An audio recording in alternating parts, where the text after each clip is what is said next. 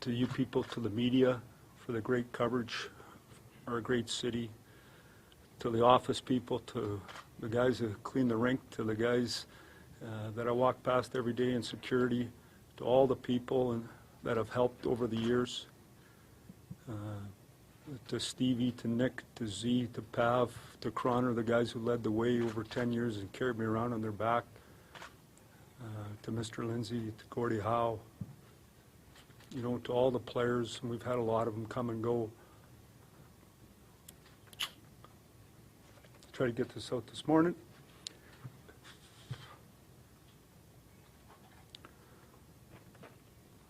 It's been real special, to say the least, and the Illich has afforded my family to grow up here, to let my kids go to school, finish high school here, and as you can see, just as I talk,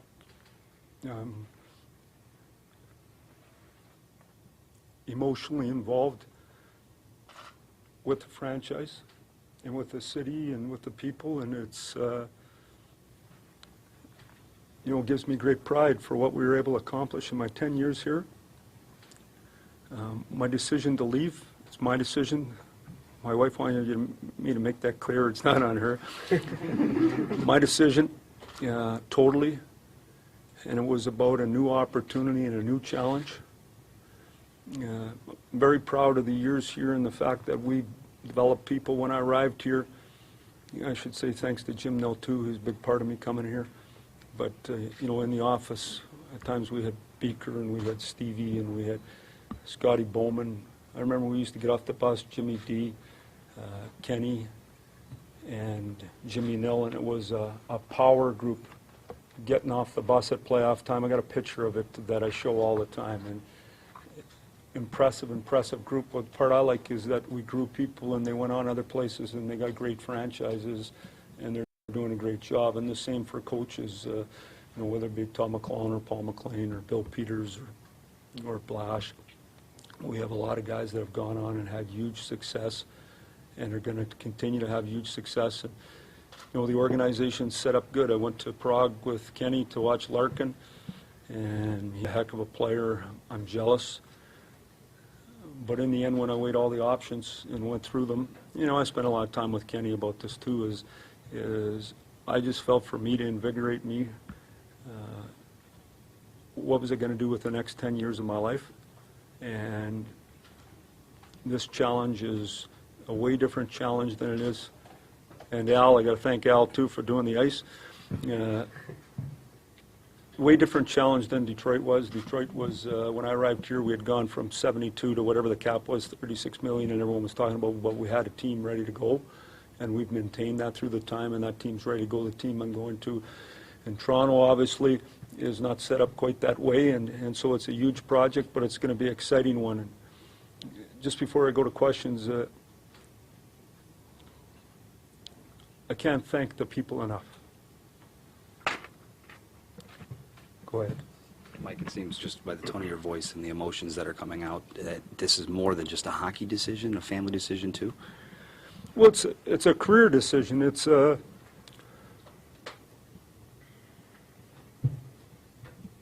You know, I'm a big believer that I've spent a lot of time in my life just chasing a dream and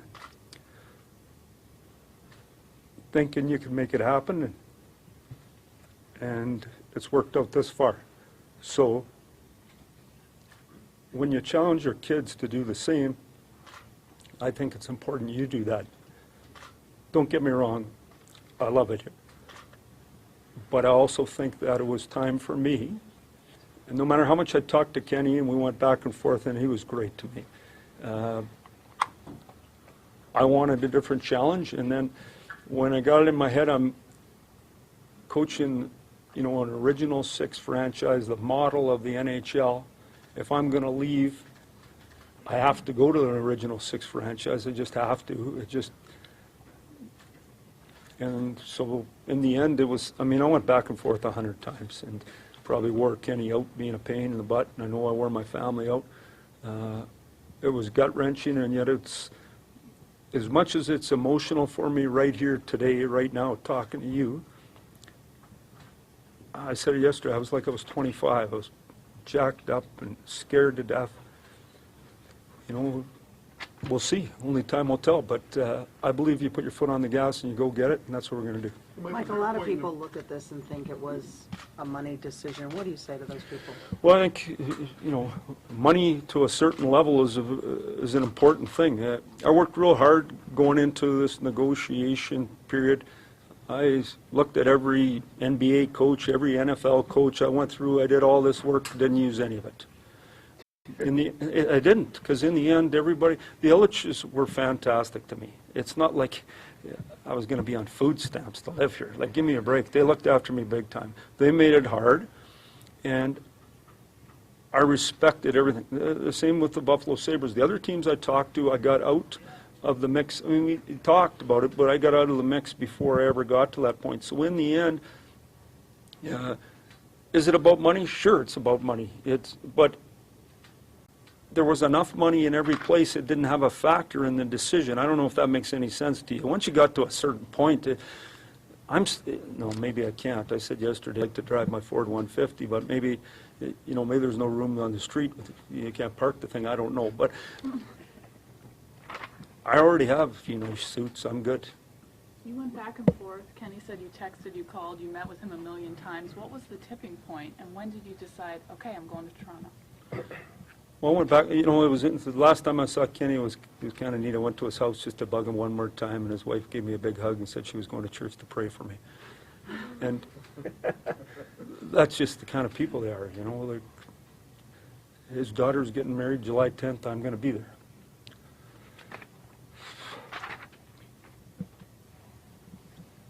Mike, Ken said that he had offered you a 5-year term but couldn't go further. If he was to have increased that term, would that have changed your mind? No, I didn't want more than 5 years from Kenny. We never ever, like, you already knew what you had here. When you're going to these other places and they're set up like they are, you needed more term. I don't know if, you needed more commitment, if that makes sense to you. Here, I even said to Kenny at one time, just give me 3. I wasn't concerned about that at all. So to think that played in the end, what happened is I think 2 pretty good friends sat down and talked it out. And he's my advisor too. So in this situation, it's hard because, and in the end, I had to make a decision. And even though my family weighed in very heavily, this worked out good for my wife. It's 4 hours from here. At Porter Airport, you can get in and out to Windsor. It's a big city. We could live downtown. It's a change of life. My kids are all leaving anyway. That's going to be a shock to us anyway.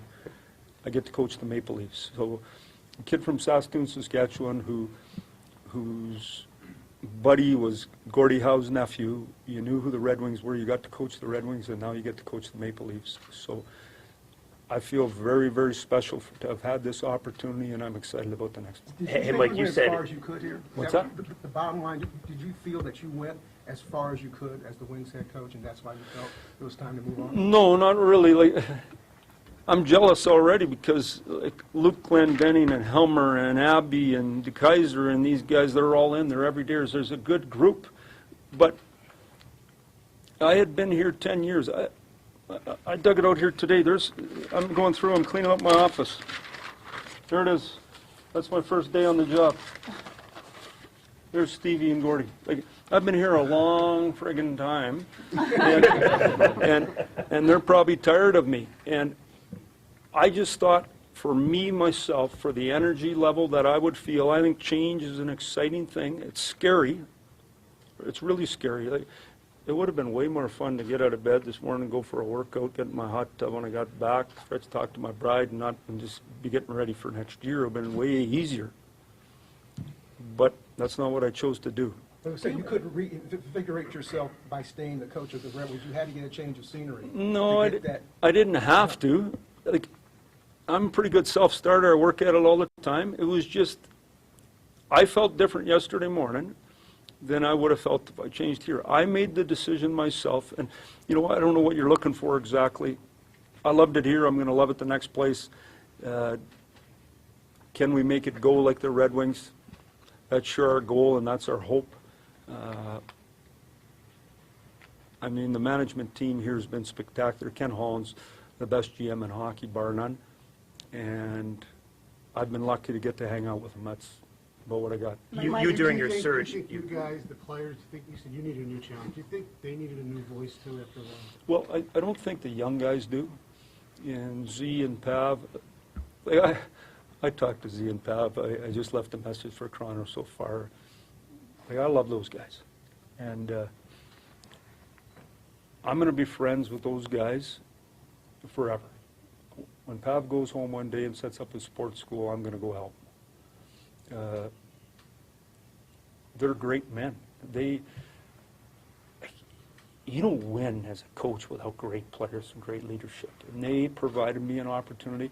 They did exactly, when I talked about the age of Z and Pav and Croner at the end, and the new guys coming and they got to do it, that's what they did for this franchise for 10 years. They're great people. So do they need a new voice? Ask them.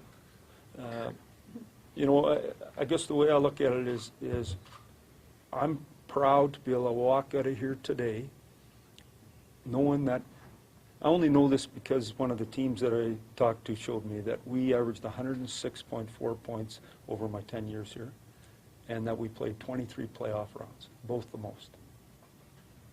Only team to make the playoffs. Mike, despite, Go ahead. I said, despite all the success you had over the last 10 years, is there anything you look back on and regret, or you say, well, I would do this differently? Well, regret. I would have put a pool in when I first arrived. You know, did I cross the line at times with a player, or did I not treat the media right one day? Yeah, sure. But, you know, I would have liked to win Game 7. We did everything we could. We prepared as hard as we could. I thought we would have won back-to-back cups if Pav didn't get hurt that year. We didn't. What I like is that we gave ourselves a chance. We knocked on the door year after year after year. We created a lot of excitement in the town. I think the fans are proud of us here. I think the people are proud of us. I think we've done a real nice job. I mean, if you want, you can look for negative things. Hey, Mickey, I didn't see you there. Thanks for everything, Mick. Like people like Mickey Redmond, the friends that I have in this town, it's special. So, I mean, if you want, you can look for something negative. I don't know where it is. Like, you'd have to try pretty hard. You said from the get-go. You mentioned Jeff Blashill earlier. Well, it's not I should keep my mouth shut, shouldn't I? No, like, that's one of those things you said, have you done anything you shouldn't do? There's one of them. Okay, Blash is a real good buddy of mine. Yeah. Jeff Blashill, I hired him.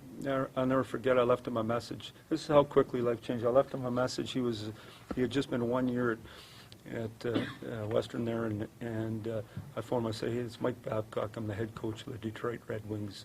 Could you give me a call? He phoned me back. He laughed. He said, yeah, I know who you were. Anyway, and then I interviewed him. No one had ever heard of him. He coached with us 1 year, and he's gone down there, and he's been real good, and we've talked 5 times a week ever since. And he's a great man. He's a great coach.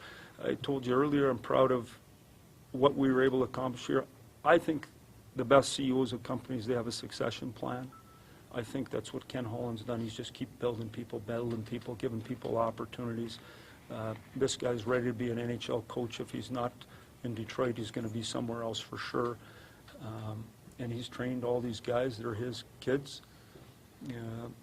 And you know what's interesting is I'm pumped for him if he gets the opportunity. Well, I'm pumped for him. He's getting one opportunity for sure. Mike, what makes him a good coach? Good man. He's smart. He's put his time in, treats people good, he's demanding. He's a good hockey coach, and he's a good man. I consider him a friend. Mike, a few minutes ago you said that going to an original 16 was ultimately the most important, one of the more important things to you. If that's the case, why were the Sabres involved until the last minute? You know, it was, I thought Terry Pagula was a superstar, period. I thought they were set up great. They had great kids, great kids. They've gone through a tough spell, and they're ready to take off and go. I had a good relationship with Tim Murray. There was lots of real positive things. In the end, I couldn't make it work.